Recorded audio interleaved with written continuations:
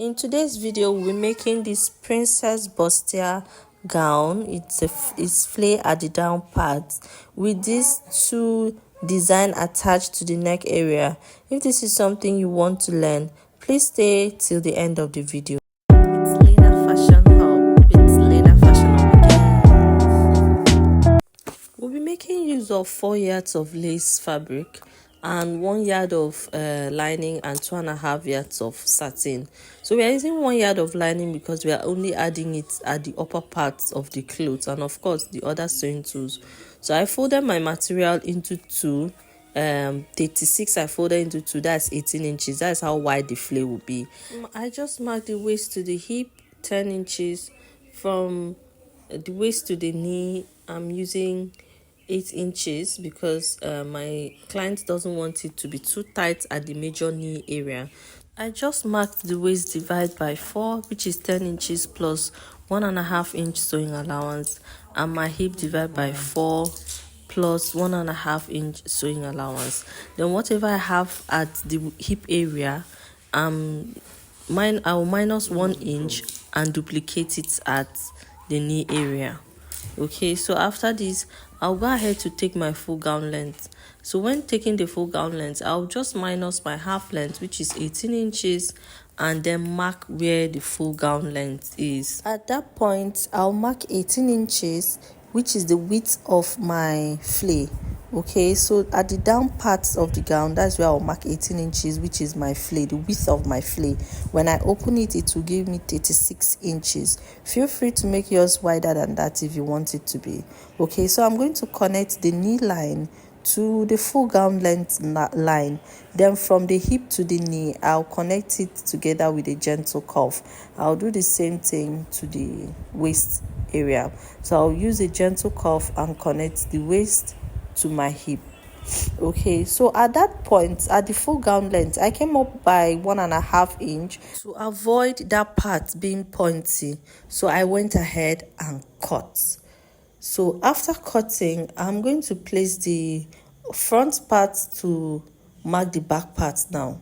So I went ahead and add zipper allowance, 1 inch for zipper allowance. So here I'm just pinning it to secure it properly. So I added 1 inch for zipper allowance. So there is something I add in all my dresses to make it have a perfect shape at the back area. I call it back dart. So I'm going from where I want my zip to stop. I picked where my knee line is and I found the midpoint. At the midpoint I went in by 1/2 inch. Okay, between the knee line and where I want my zip to stop. I actually want the zip to stop at the hip line. So in the midpoint I went in by 1/2 inch. Then after going in by 1/2 inch, I came down from the knee line. 4 inches from the knee line is where I'll cut and stop. So what I'm adding now is the dart. If you notice, I didn't add that to the front of the clothes, so I'm adding that to the back. I'm using 1.5 inch for the dart. So when I fold it into two, that will give me 0.75 inches.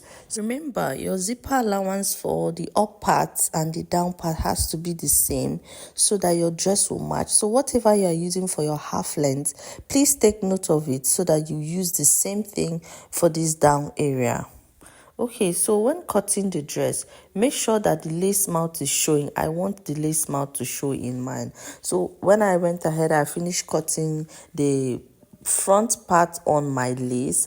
I'll go ahead to laminate it now. I'll just put the hemming gum from the beginning of the skirt area to the down part, all the way from the up to the down. I just make it short for the sake of this video. I'll put it all the way down and I'll use my steaming iron to iron it. When I'm done with that, we'll just go ahead to fold the down part 1/2 inch in and 1/2 inch in again, just to fold the rough edges. So here I already went ahead to laminate the back part. So let's input the dart. For the dart, for our up part, remember we marked 4 inches for the dart plus the zipper allowance, that's 1 inch, and we took out 1/2 inch on both sides, so we're left with 4.5 inch. When we sew in 1/2 inch, that will be 4 inches. So I'll just mark the 4 inches at the back part and add the 1.5 zipper allowance, then divide it into 2. So I'm just taking the depth of my dart will be 6.5 inch. Please carefully go ahead to do the same thing. Okay, so after putting the dart on the 2 parts of the skirt that's supposed to match, then of course you use your chalk to mark where your zipper will end. Then from that point, start joining the 2 sides together, the 2 back together by 1 inch all the way down. So after joining it all the way down, you join the 2 sides together by the sewing allowance that you added. Here we added 1.5 inch, so we'll just go ahead to join it by 1.5 inch. So this is what we have when we were done with that. So we'll just keep this aside to work with the upper part. So the upper part here, I'm taking out 0.5 inches to eliminate zipper bulge at the back area. Okay, so I went ahead to use the pattern. We have a video in the channel of this pattern. So I added 0.5 inch on the side. Notice I didn't add at the armhole. That's fine. So add 0.5 inch on the side. So I used that to cut on my lace. Okay, and I also laminated it. So I gummed the breast part. Gumming the breast part, I just came down 1 inch from the neckline. Then of course, remember to notch your under bust. That is where your bustier will stop. Okay, that's where the pad will stop. Then for the side of the pad, at the under bust I went in by 3 inches, at the bust point I went in by 5 inch, and at the upper part I came down by 3 inch. So you just cut through that line and that will give you the shape of your side bustier. So I went ahead to join my center front to the side front together. So while joining, you stop at that 0.5 inch, halfway into your armhole depth that you pick your cuff from. That place you pick your cuff from, that's where you stop. Even if you have any excess, you can always trim it off. Okay, so that's the same thing you are doing to the back part. While joining, stop at that place that you took your cuff, right, where you see for the back part we have a little bit excess there. We are just going to trim it off, and that is fine. So from the front area, we are done. We ironed open. We did the same thing to our aligning, and we use it to turn the neck area. After turning the neck area, see, we also have some excess in the front. You just trim it out. So after turning the neck area, we went ahead to add a hemming gum to iron the neck so that it will sit properly. So we'll just go ahead at this point to iron both the front and the back to join the front and the back together. So we are using 0.5 inch to join at the shoulder point. We'll just do the same thing I'm doing. Put the 2 shoulder together, then use the back shoulder lining to close the front shoulder lining. I'm just going to do that again. So right side facing each other, put that 2 of them together and use the lining part of the bag to cover and then sew with 0.5 inch. So after this, you join your side with the allowance that you added. So after joining the side, please calm down to give it a good press. So you are just going to join the upper part and the down part together, the half length and the down part together at the waist area using 0.5 inches. Make sure all your line is matching. Your dart will match, your side that line will match. So here we are cutting the sleeve. So I picked the sleeves length. So after picking the sleeve length, sorry, I have a little bit of cold, forgive me. So I came down with my sleeve cap. How do I get my sleeve cap? The sleeves, you divide your bust by 12 plus 0.5, so that is going to give you your sleeves cap. So when I came down with my sleeves cap, I curved from the tip of the sleeves to the sleeves cap, and I measured out the round armhole. So before you cut your sleeves, measure out the round armhole to make sure it suits the armhole of your client. So here we are going to go ahead to shaping the waist, the sleeves. So we shape at the elbow and at the wrist. So at the elbow, we just went in by the round sleeves divide by 2 at the elbow. You should take this measurement when measuring your client. Plus 1 inch is because, of course, my client doesn't want it too tight.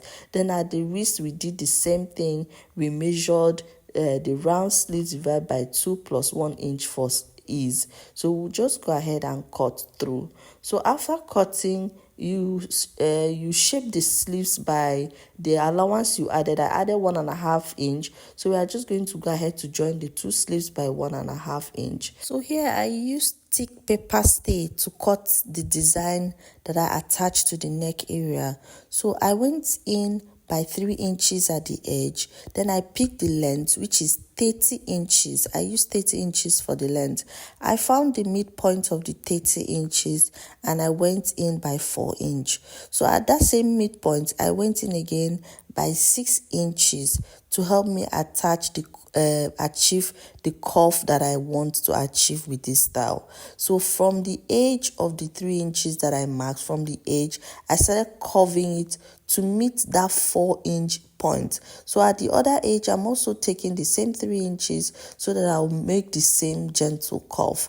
So then from the 6 inches that I marked, I also curve it to meet the 3 inches that I marked. Please watch what I'm doing carefully and do the same. So I'm going to use this same shape. I'm cutting 2 of these and I also use it to cut on my fabric, adding 0.5 inches all the way round. So I'm cutting 2 of these and I'm cutting 4 of my fabric with this shape, if you understand what I'm saying. So then I will now use one to turn the other one to achieve that shape. We use one of these to turn the other one. Please remember to add your 0.5 inch all the way around when you are cutting it on your fabric. So when we finish turning it, I will show us how we attach it to the dress. So when you finish cutting this, if you want this to be slimmer, you can always go in. You can decide to use 2.5 inch at the edge if you want it to be slimmer. So at this point, we have finished turning it and we ironed it properly. So we're just going to attach it to our neck area. Nothing serious, no rocket science. Just use your pin and pin it down. Make sure it's well relaxed at the neck area. Do the same thing to the back neckline. But while attaching it to the back, be very careful. Do not attach it too close to your zipper so that it will not obstruct the zipping of the dress. We have come to the end of this tutorial. Thank you so much for watching till the end. If this video was helpful, please let me know in the comment section. See you in my next video. Bye.